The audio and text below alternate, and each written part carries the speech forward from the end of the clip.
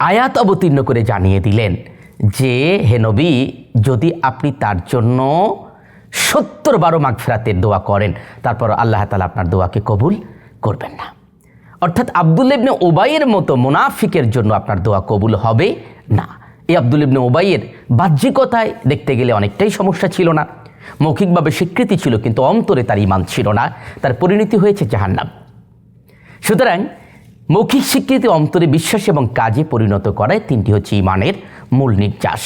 এবার আসুন দ্বিতীয় নম্বর মুত্তাকিদের যে গুণ, ইউকিমুনাস সালাহ, তারা নামাজ কায়েম করে। কায়েম শব্দটি একামা শব্দ থেকে এসেছে, অর্থাৎ দণ্ডায়মান।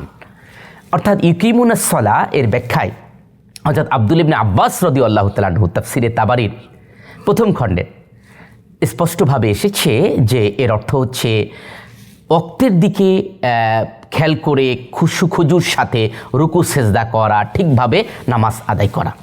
আর ইবনে হাতিমের প্রথম খণ্ডে ৩৭ নম্বর পৃষ্ঠা হযরত কাতাদা রাহমাতুল্লাহ আলাইহি বলেছেন এর একটি ব্যাখ্যা হচ্ছে যথাসময়ে নামাজ আদায় করা, যেমনটা আল্লাহ তাআলা বলেছেন সূরা নিসার মধ্যে যে ইন্নাস সালাতা কানাত আলাল মুমিনিনা কিতাবাম মাওকুতা। এই ইউকিমুনাস সালাহ নামাজ কায়েমের দুইটা ব্যাখ্যা আমরা পেলাম, যে ঠিকভাবে রুকু সেজদা করা, নামাজের আহকাম আরকানগুলোকে সঠিকভাবে আদায় করা।